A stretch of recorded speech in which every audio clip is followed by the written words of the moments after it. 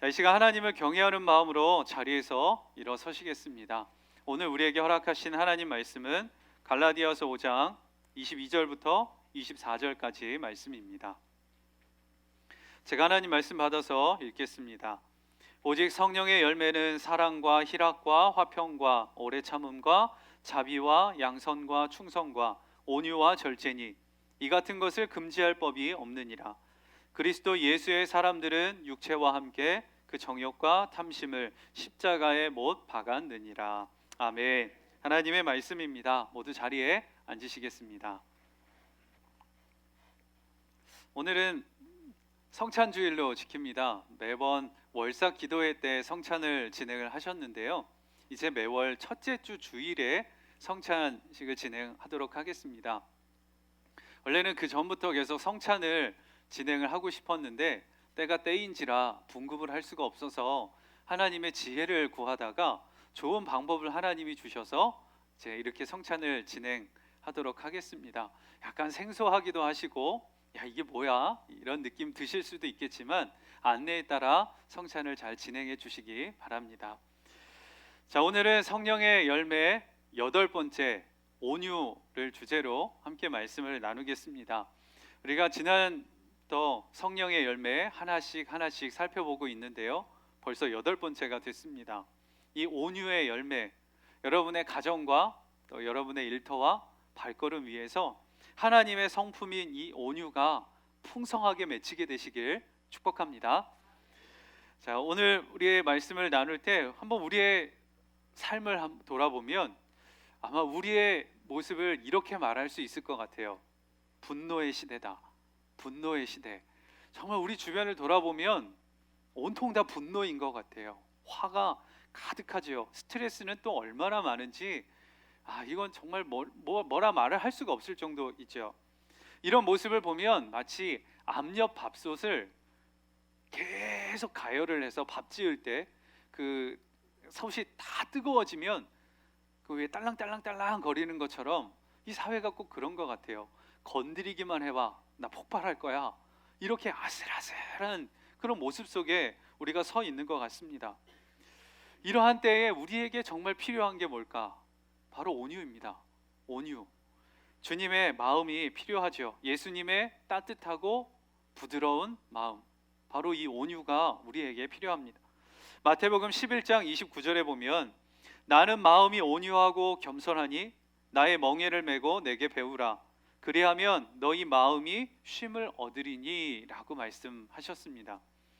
예수님은 온유하고 겸손한 분이라고 말씀하지요.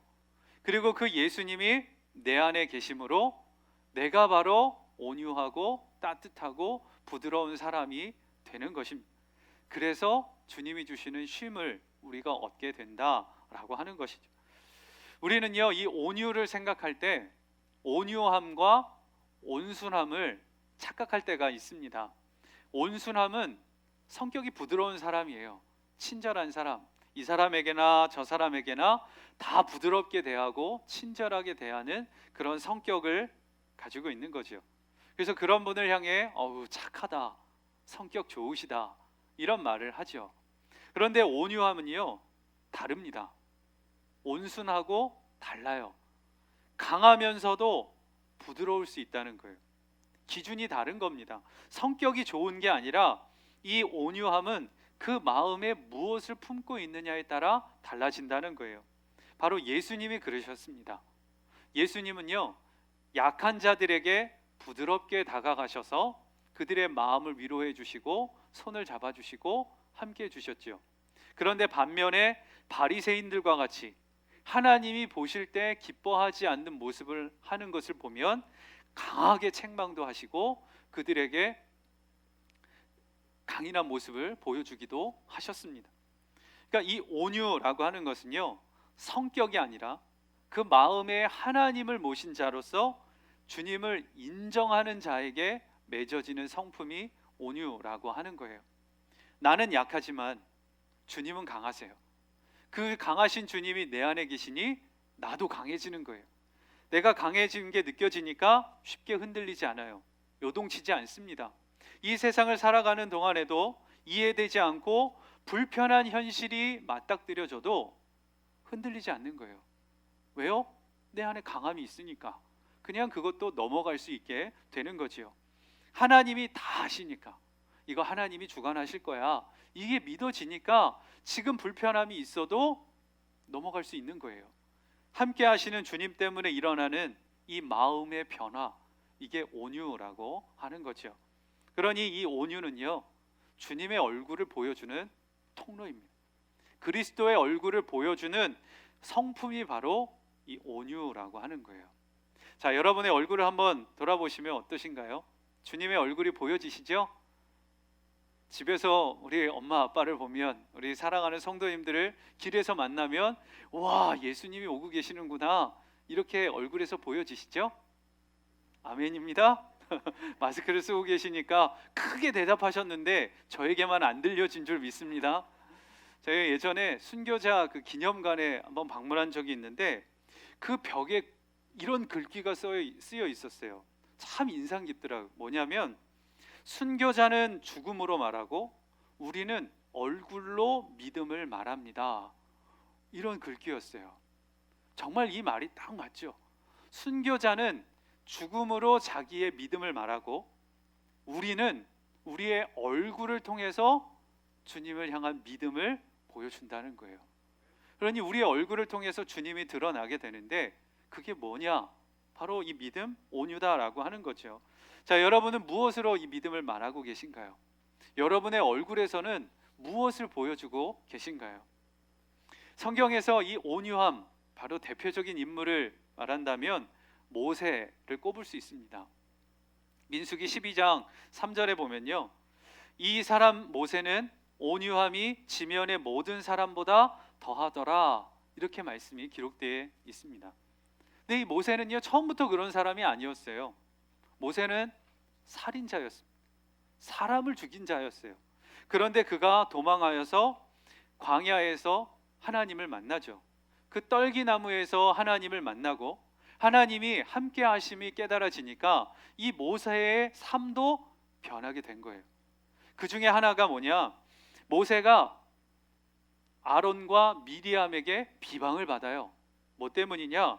구스 여인, 그러니까 에디오피아의 그 흑인 여인을 아내로 맞이한 일을 두고 이 미리암과 아론이 비방을 하는 거예요. 그냥 단순한 비방이 아니라 이것은 모세의 권위를 비방하는 것과 같은 일이었습니다. 화가 날 법도 하지요. 혈기왕성했던 이 모세가 볼 때는 이거 나를 지금 무시하는 거야? 화낼 법도 해요. 그런데 모세는요, 아무 말도 하지 않아요. 그냥 참습니다. 징계할 수도 있었지만 참았어요. 그런 모습을 두고 성경은 온유하다라고 그렇게 말을 하는 거예요. 능력이 없어서 주눅 들어서 그냥 참았던 것이냐? 그렇지 않죠. 모세는요, 민족의 지도자였어요. 막강한 힘, 권력을 가지고 있는 사람이었어요. 얼마든지 징계하고 내칠 수도 있었지만 모세는 그러지 않았습니다. 왜요? 더 중요한 것을 품고 있었기 때문에 그렇지 않았던 거예요. 더 중요하고 귀한 것, 바로 주님이 나와 함께 하심을 느끼고 깨닫고 있으니까 그냥 참아 넘길 수 있었던 것입니다. 혈기대로 살지 않았던 거예요. 예수님도 그러세요. 예수님도 겟세마네 동산에서 십자가를 지시기 바로 직전에 기도하실 때 이렇게 기도를 하십니다. 마가복음 14장 36절입니다. 아빠 아버지여, 아버지께는 모든 것이 가능하오니 이 잔을 내게서 옮기시옵소서. 그러나 나의 원대로 마시옵고 아버지의 원대로 하옵소서. 이게 예수님의 기도였어요. 예수님이요, 십자가 길 걸어가시는 것을 힘들어 하셨어요. 이 기도문에도 보면 잔을 옮겨달라고 하세요. 십자가 길 가지 않게 해달라고 기도하셨던 거예요. 예수님도 싫으셨던 거죠. 그런데 하나님의 뜻에 비춰보니까 주님이 원하시는 길은 이 길임을 알고 순종으로 그 길을 걸어가셨던 거예요. 바로 이게 예수님의 온유라고 하는 거죠. 예전에는 내 마음대로 내가 하고 싶은 대로 살아왔던 게 우리의 모습입니다. 온유함이 없죠. 그냥 내가 하고 싶은 대로, 원하는 대로, 내가 가고 싶은 대로 가다 보니까 불평이고 원망이고 짜증이고 분노가 우리의 삶에 가득해요. 피해를 주거나 모욕을 당하는 일, 손해를 끼치는 일을 내가 경험하게 되면 어떻지요? 갑절로 더 안 갚음하고 싶은 게 우리의 모습이었죠. 죽고 못 사는 것처럼 돈에 매여서 그렇게 성공을 향해 달려가는 게 우리의 모습이었어요. 그런데 예수님을 만나고 십자가에서 그 예수님의 은혜를 경험하고 이제 내가 예수님과 함께 죽은 자구나, 그렇게 살아왔던 나는 이제 주님과 함께 죽었구나, 이것을 선포하게 되니까 더 이상 성질에 따라 혈기에 따라 살아가지 않게 되는 거죠. 자기 명예를 지키기 위해 그렇게 안달복달하고 온갖 술수와 거짓에 몸부림치는 그런 모습을 보면 안타까워지는 거예요. 왜 그럴까? 그게 안타까워지죠. 이유 없는 비방과 고난이 내게 닥쳐와도 흔들리지 않는 거예요. 주님이 함께 하시니까 오히려 긍휼의 마음이 품어지고 그런 사람을 품어주게 되고 오히려 그를 위해 기도할 수 있게 되는 마음이 우리 안에서 생겨나게 되는 거예요. 예수님이 함께 하시니까 그 예수님이 강함이 되고 그의 강한 팔이 나를 붙들고 계심이 믿어지니까 흔들리지 않고 무너지지 않고 세상에 휩쓸리지 않게 되는 거죠. 이게 바로 주님이 나와 함께 하심으로 인해 일어나게 되는 변화인 거예요. 그게 바로 온유로 나타나는 것입니다. 더 이상 이제 내가 아니라 주님의 마음으로 반응해요. 그러니 마음에 기쁨이 있고 감사가 넘치게 되고 찬양할 수 있게 되는 거죠. 그게 바로 예수 믿는 행복이고 예수 믿어서 즐거운 모습이 되는, 그게 바로 우리의 얼굴을 통해서 나타나는 거죠. 그게 바로 성령이 내 안에 맺으시는 열매 온유라고 하는 거예요. 그 열매가 우리에게 가득 맺혀지게 되길 주님의 이름으로 축복합니다. 옛날에 고집센 사람하고 똑똑한 사람하고 살았는데 이 두 사람이 싸움이 난 거예요. 뭐 때문에 싸우냐? 이 고집센 사람이 말하는 거예요. 4 곱하기 7이 27이라고. 고개 끄덕이시면 안 됩니다. 4 곱하기 7이 27이라고 이 고집센 사람이 막 우기는 거예요. 그랬더니 옆에서 똑똑한 사람이 말을 해요. 야, 어떻게 4 곱하기 7이 27이냐? 아유, 4 곱하기 7이 28이지 어떻게 27이냐? 아유, 한심해. 그러니까 고집센 사람이 고집을 부리는 거예요. 똑똑하다니 너는 몰라도 한참 몰라. 4 곱하기 7이 27이지 어떻게 28이냐? 서로 싸움이 난 거예요. 도무지 해결이 안 되니까 안 되겠다, 우리 원님에게 찾아가서 판결을 부탁하자. 그리고 둘이 갔어요. 그리고 마을 원님에게 여차여차해서 왔다. 그랬더니 이 원님이 판결을 내리기를 고집센 사람은 풀어주고 똑똑한 사람에게는 곤장을 치라고 판결을 내린 거예요. 이 똑똑한 사람이 열받죠. 눈물을 뚝뚝 흘리면서 곤장을 다 맞고는 이 원님에게 따지는 거예요. 왜 제가 잘못한 거 아닌 걸 원님도 아실 텐데 왜 저에게 곤장을 내립니까? 너무너무 억울합니다. 그랬더니 이 원님이 이렇게 이야기를 했대요. 야, 이놈아, 4 곱하기 7을 27이라고 말하는 그 사람하고 싸우는 네가 더 어리석다. 내가 그래서 너에게 지혜를 깨우치려고 너의 곤장을 때린다. 그러면서 판결을 내렸다는 거예요. 참 우스개 말 같지만 이 이야기 안에 정말 지혜가 담겨 있어요. 여러분 혹시 똑같이 싸우고 계시지는 않습니까? 똑같이 싸우고 계시지는 않아요? 내가 옳아, 네가 틀렸어, 이걸 가지고 계속 싸우고 계시지는 않습니까? 진짜 지혜는요, 옳고 그름에 있지 않습니다. 여기에 지혜가 있는 게 아니에요. 주님의 은혜로 봐야 합니다. 똑같아지면 안 되는 거예요. 비록 지금은 억울하고 화가 나고 피눈물이 나도 우리에게는 큰 은혜가 있고 지혜가 주어져 있어요. 세상의 것보다, 나의 만족보다 더 귀한 건 예수님이 우리와 함께하고 계신 거예요. 이 세상 모든 만물의 주인 되시는 그 주님이 우리와 함께하고 계시고 생명 다해 우리에게 모든 것을 내어주셨어요. 그 은혜를 우리가 품고 살아요. 그러니 이해 못할 게 어디 있고 품어주지 못할 게 어디 있겠어요. 주님이 믿어지니까 사랑도 하게 되고 이해도 하게 되고, 아유 그래, 그냥 너 해. 그래, 그게 너 갖고 싶어? 그럼 너 가져. 이렇게 되는 거예요. 나는 괜찮아. 그거보다 더 좋은 게 나는 있어. 주님이 나와 함께 하셔. 주님의 은혜가 내게 가득해. 이게 믿어지면 줄 수 있는 거예요. 베풀 수 있는 거예요. 품어줄 수 있는 거예요. 똑같이 아웅다웅하며 싸울 이유가 우리에게 없는 거죠. 그래서 부드러워지고 그래서 넉넉해지고 그래서 품을 수 있게 되는 거예요. 예수 믿는 성도들이 온유해지는 이유가 바로 여기에 있는 거예요. 은혜가 우리에게 있는 거죠. 야고보서 1장 20절 말씀입니다. 사람이 성내는 것이 하나님의 의를 이루지 못함이라. 우리가 성내는 이유, 우리가 화를 내는 이유는요, 본질로 다 들어가 보면 다 여기에 속해요. 뭐냐? 나 때문이. 나 때문에 화를 내는 거예요. 내 안에 교만함, 내가 최고여야 돼, 내가 인정받아야 돼, 내가 높은 자리에 앉아야 돼 라고 하는 이 교만함, 이 생각 때문에 결국은 화를 내게 되고 분노에 사로잡히게 되는 거죠. 그런데 성경은 분명히 말해요. 그러한 성냄은 하나님의 의를 이루지 못한다는 거예요. 그러면 우리 어떻게 해야 될까요? 이 성냄을 다스릴 수 있어야 하는 거예요. 사울왕 이유 없는 분노를 다윗에게 쏟아냈죠. 왜 사울왕이 그렇게 다윗을 미워했을까? 사실은 이 노래 때문이에요. 다윗은 만만이요 사울은 천천이로다. 내가 왕인데 왜 내가 천이야? 저 하찮아 보이는 다윗인데 왜 제가 만만이야? 나 무시하는 거야?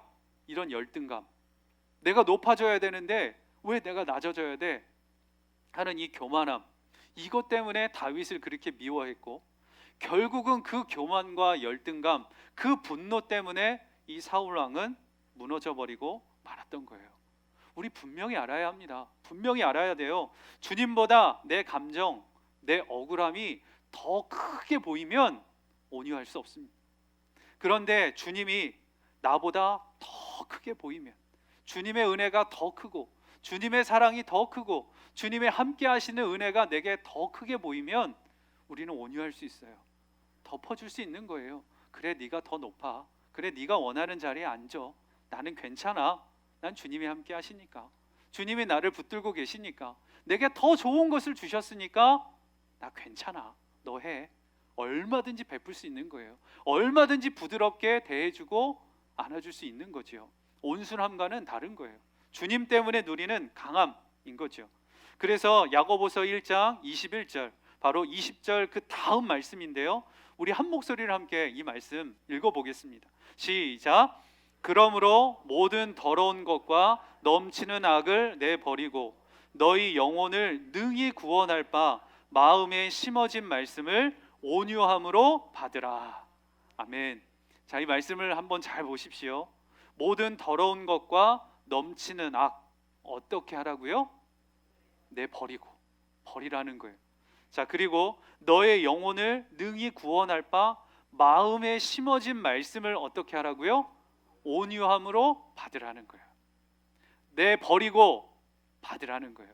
무엇을 버려요? 더러운 것, 넘치는 악, 내 안에 있는 교만, 나를 붙들고 살아가려고 하는 그 생각, 그거 내버리라는 거예요. 그리고 주님의 진리이신 말씀을 온유함으로 받으라는 거예요. 이 말씀을 쉽게 다시 말하면 나는 죽고 예수로 살라는 거예요.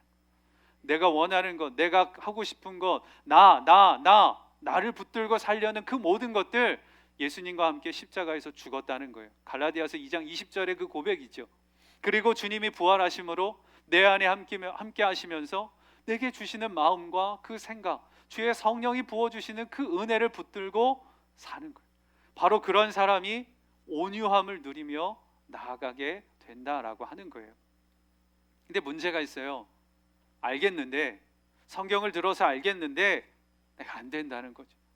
내 자신이 나를 돌아보도 나는 세상이 좋고 높은 자리에 앉는 게 좋고 다른 사람에게 인정받는 게 좋지, 그거 정말 힘든데 이거 어떻게 해야 되냐, 하려고 해도 안 되는데 이거 어떻게 내려놓습니까? 그런 생각이 우리에게 있는 거죠. 안 되는 걸 억지로 하려니까 탈이 나고, 그러니까 믿음은 시들어져 가고, 이게 도대체 뭔가, 이런 눌림이 우리에게 있는 거예요. 그런데 낙심하지 마십시오. 그래서 주님이 해답을 주셨어요. 어떻게 해요? 우리가 할 수 없으니까 주님이 우리에게 오셨어요. 주님이 우리에게 오셨어요. 우리 마음에 오셨어요. 그리고 나와 함께 하신다고 말씀해 주시는 거예요. 그럼 우리가 할 거는 뭐죠? 마음을 열면 돼요. 마음을 열면 돼요. 내가 무언가를 할 게 아니라 마음을 열고 예수님을 진짜 왕으로 고백하고, 주님이 말씀하시면 제가 듣겠습니다, 그 결단을 가지고 나아가는 거예요. 그러면 주님이 우리 마음에 오셔서 왕이 되시고 그 주님의 은혜를 누리며 살아가게 해주시는 거예요. 이게 어려운 것 같지만 그렇지 않아요. 예수님이 나와 함께 하시다는 걸 진짜 믿고 그걸 의식하며 사시는 거예요. 한번 생각해 보십시오. 예수님이 여러분과 함께 하시는 걸 믿는다면 내가 해왔던 말대로 함부로 말 못해요. 주님이 다 들으시니까. 지금 내가 하는 말을 주님이 듣고 계시는데 내가 어떻게 이런 말을 해? 내가 이런 저주의 말을 어떻게 쏟아내? 내가 어떻게 욕을 할 수 있어? 주님 앞에서 내가 그러면 안 되지. 욕이 사라지게 되고 저주의 말이 사라지게 됩니다. 내가 이 사람을 미워하고 원망하고 그 상황에 대해서 불평하는데 주님이 지금 이 자리에 계신다는 게 믿어지니 두렵지 않은 거죠. 주님이 힘주실 걸 믿어지고, 그리고 내가 해왔던 그 행실들, 이제 하면 안 되지. 주님이 지금 보고 계신데 내가 이 죄 저지르면 안 되지. 하면 안 되겠구나. 그런 마음이 들게 되니 죄의 자리에서도 떠나게 되는 거예요. 내가 무언가를 하려고 해서가 아니라 주님이 의식되어지면 하기 싫어지는 거예요. 아니, 못하는 거예요. 그렇게 우리를 바꿔 가시는 거죠. 주님은요, 우리 삶 가운데 오셨어요. 그리고 우리와 함께하고 계세요. 내가 그것을 믿느냐 믿지 않느냐에 달려 있는 것이죠. 다니엘의 세 친구 사드락과 메삭과 아벳느고 아시죠? 이 세 친구에게 위기가 닥쳐요. 무슨 일이냐? 평지 위에 금신상을 세워놓고는 누구든지 다 볼 수 있게 그 금신상 세워놓고는 거기에다 절하라는 거예요. 거기에 절하지 않으면 풀무불에 다 쳐넣겠다고 왕이 명령을 내립니다. 하나님을 섬겨야 되는데 이 우상에게 절하라니 이거 어떻게 해야 되나? 그때 이 사드락과 메삭과 아벳느고는 마음을 정하죠. 어떻게 해요? 하나님께서는 이 풀무불에서도 능히 건져주시는 분이시다. 그렇게 하지 아니하셔도 나는 왕을 섬기지 않고 금신상에게도 절하지 않겠다. 그렇게 마음을 정한 거예요. 자기를 내려놓고 주님을 붙들기로 결단한 거죠. 자, 이런 믿음의 고백이 있으면 우리가 한번 생각할 때, 역시 대단한 믿음이다. 역시 주님은 이 믿음을 받으시고 드라마틱하게 이 상황을 바꾸시겠구나. 우리는 그렇게 기대를 합니다. 그런데 말씀을 보면 그런 일은 벌어지지 않습니다. 오히려 더 어려움 속에 빠져요. 7배나 풀무불을 더 뜨겁게 만들고는 그 속에 3명을 다 밀어 넣었습니다. 우리가 볼 때는 왜 이런 일이 벌어지는 거야? 이해가 안 될 수도 있어요. 우리의 삶도 돌아보면 예수님 믿으면 상황도 좋아지고 삶도 윤택해지고 좀 더 잘 되는 일이 우리 안에 벌어질 거라고 기대를 하는데, 이거 뭐 예수 믿어도 별거 없네. 뭐 바뀌는 건 없고 복도 없고 이게 뭐야? 믿으나 안 믿으나 똑같으니 이게 뭐야? 이런 생각이 우리 안에 들 때도 있어요. 그러다 보니까 하나님을 향해 실망하게 되고 믿음이 시들어지고 결국엔 주님을 떠나게 되는 일도 벌어지게 되는 거예요. 우리 분명히 알아야 됩니다. 하나님을 믿고 주님이 함께 하시는 그 은혜를 믿는다는 것은요, 환경이 바뀌는 게 아니에요. 주님이 우리에게 오시는 거예요. 그리고 그 상황을 이길 수 있게 해주신다라고 하는 거예요. 하나님의 일하시는 건요, 우리의 생각과 달라요. 이 말씀에서 어떻게 되느냐? 7배나 뜨거워진 풀무불에 이 세 친구를 밀어 넣어요. 그리고 느부갓네살 왕이 그 상황을 지켜보는데 그 상황을 어떻게 말하냐면 다니엘 3장 25절입니다. 왕이 또 말하여 이르되 내가 보니 결박되지 아니한 4사람이 불 가운데로 다니는데 상하지도 아니하였고 그 넷째의 모양은 신들의 아들과 같도다 하고. 자, 이 말씀을 잘 보십시오. 풀무불에요 3명이 들어갔어요. 그런데 보여지는 건 4명인 거예요. 그 한 명은 누굴까요? 그 한 명이 누굴까요? 주님이시죠. 풀무불을 없애버린 게 아니라 그 풀무불 가운데로 주님이 들어오신 거예요. 그래서 그 속에서 3명을 품어 안으시고 머리털 하나 상하지 않도록 지켜주셨다는, 주님의 일하시는 것은 바로 이와 같아요. 우리는 환경이 없어지고 좀 상황이 바뀌고 처지가 좀 좋아지기를 원하지만 주님은 그렇게 일하시는 게 아니라 우리 가운데로 오시는 거예요. 그리고 우리의 마음을 바꿔주시고 주님을 향한 믿음 안에 더 든든히 서게 해주시고, 그 마음이 믿음으로 붙들려지니까 넉넉히 이길 수 있게 되는 거예요. 그 상황을 이길 수 있게 해주시는 거죠. 이게 바로 주님이 하시는 거예요. 주님이 계심이 믿어지니까 내 안에 진짜 강함이 생기고 온유함이 그 안에서 맺어지게 되는 거예요. 이게 바로 주님이 하시는 일입니다. 성령님의 맺으시는 열매가 바로 이거지요. 중국에서 200명 탈북자를 양육하고 한국으로 그들을 넘어올 수 있게 해주는 사역을 하셨던 목사님. 근데 그 사역을 감당하시다가 중국 공안에게 잡혀서 감옥에 갇히셨어요. 그 감옥에서 이제 풀려나서 한국에 오셨을 때 그 목사님이 증언하는 것을 들었습니다. 이 목사님이 감옥에 수감이 되었을 때 이와 같은 사역을 하다가 붙잡히면 20년형을 선고받는다는 거예요. 이 목사님도 그렇게 되겠구나 생각을 하고는 20년을 이 중국 감옥에서 내가 어떻게 견뎌야 하나. 주님의 일을 하던 건데 내 일도 아니고 주님이 기뻐하시는 일을 하다가 감옥에 온 건데 이게 뭔가 그런 절망이 들었다는 거예요. 한 줄기 빛도 보이지 않는 그런 상황 속에서 소망이 다 끊어졌다고 생각하는 그때에 주님께서 이 목사님의 마음에 말씀으로 찾아오신 거예요. 내가 너와 함께한다. 내가 너와 함께하고 있어. 이게 말씀으로 깨달아지더라는 거예요. 그리고 그 주님이 믿어지니까 그렇게 절망이 끊어지는 그 상황 속에서도 위로가 되고 소망이 붙들게 되고 주님을 더 의지할 수 있게 되더라는 거예요. 그렇게 주님이 붙들려지니까 감옥이 달라졌대요. 그렇게 어둠 침침하던 그 감옥이 이제는 걱정이 없고 염려가 사라지고 그 감방 안에 같이 있었던 사람들이 사랑스러워져 보이게 되더라는 거예요. 한 번은 당신 한국 사람이니까 한국 노래 좀 불러달라는 거예요. 특히 이 강남스타일, 그때 이 노래가 한참 유행하고 있으니까 그 강남스타일 좀 노래 좀 부르라고 사람들이 막 시키더라는 거예요. 그때 이 목사님이 어떻게 했냐면 내가 노래는 불러주겠는데 그 강남스타일보다 더 좋은 노래 있다고, 그러면서 내가 그 노래 불러주겠다고 하면서 이 노래를 불러줬대요.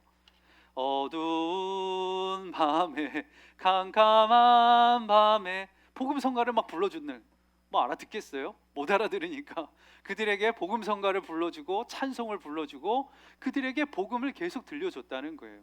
그리고 그들을 위해서 한 사람 한 사람 찾아가서 기도해주고, 그러니까 주님이 그 안에 역사도 주셔서 병자들이 치유되게 되고 사람들이 목사님에게 막 모이더라는. 그러면서 이 목사님이 이렇게 주님의 은혜만 주신다면 20년도 더 있겠다. 주님의 은혜만 누리면 나 얼마든지 여기 섬기겠다. 나 선교사니 여기를 선교지로 삼아서 주의 일 감당하겠다. 그런 마음이 들더라는 거예요. 예수님 한 분이면 충분합니다. 그렇게 고백하면서 그 상황을 이겨낼 수 있었다는 거예요. 그리고 20년 생각을 했는데 하나님의 은혜를 주셔서 2년 6개월 형을 받고 그거 다 복무하고 이제 돌아올 수 있었다고 그렇게 간증하시는 것을 들었어요. 이 목사님의 간증을 들으면서도 깨닫게 되는 것이 하나님이 하시는 것은요, 현장을 바꾸는 게 아니에요. 우리의 삶을 바꾸시는 게 아니에요. 여전히 우울하고 힘들고 답답한 순간이 우리에게 이어질 수 있어요. 그런데 주님이 그 자리로 오시는 거예요. 그래서 우리의 마음을 강하게 해주시고 부드럽게 해주시고 주님의 은혜, 그 손을 붙들고 살아갈 수 있게 해주시는 거죠. 하늘의 평안으로 살아갈 수 있도록 온유의 열매를 맺어 주시는 거예요. 마태복음 5장 5절입니다. 온유한 자는 복이 있나니 그들의 땅을 기업으로 받을 것이며. 온유한 자가 복을 주시는 것, 받는데 땅을 주신다는 거예요. 이 땅이 뭐냐? 천국이에요. 천국을 소유하는 기쁨을 주신다는 거죠. 그러니 이 말씀을 보면 예수님의 마음을 품고 이 땅을 살아가는 자는 이 땅을 살지만 하늘의 기쁨을 누리며 살아갈 수 있게 해주신다는 거예요. 그러면 됐죠. 그러면 이거면 충분한 거죠. 그 복이 가득하시길 주의 이름으로 축복합니다. 예수님 정말 나와 함께 하시느냐? 아멘이에요. 주님의 말씀으로 우리에게 약속해 주셨어요. 그럼 한번 실험해 보십시오. 정말 나와 함께 하시느냐? 물어보세요. 주님께. 주님이 우리와 함께 하시고 내 마음에 계신다고 했으니 물어보세요. 어려움이 있을 때, 답답함이 있을 때, 억울함이 느껴질 때 주님 어떻게 할까요? 주님 저 어떻게 할까요? 주님께 물어보세요. 그럼 주님은 말씀을 통해서나 아니면 주변 환경을 통해서나 아니면 내 생각을 통해서나 하나님의 말씀을 들려주실 거예요. 그리고 그 말씀대로 순종하며 가보세요. 그러면 어느 순간 그 얼굴에서는 온유의 열매가 맺혀지고 그 발걸음 위에는 힘이 생기고 흔들리지 않는 하늘의 기쁨으로 살아가는 즐거움이 우리에게 가득하게 될 것입니다. 그 온유의 열매로 살아가는 여러분 다 되시길 주의 이름으로 축복합니다. 그리고 오늘 이제 성찬을 나누겠습니다. 성찬은요, 예수님이 우리와 함께 하심을 보여주는 가장 명확한 증거예요. 예수님의 몸을 먹고 예수님의 피를 마실 때 우리가 주님과 연합하는 것을 깨닫게 해 주시는 거예요. 그러니 우리의 마음에서 이 성찬 받을 준비를 하며 기도하면 좋겠습니다. 우리 이 시간 함께 기도할 때, 주님, 제가 주님의 몸과 피를 나눌 때 주님의 보혈로 저를 덮어 주옵소서.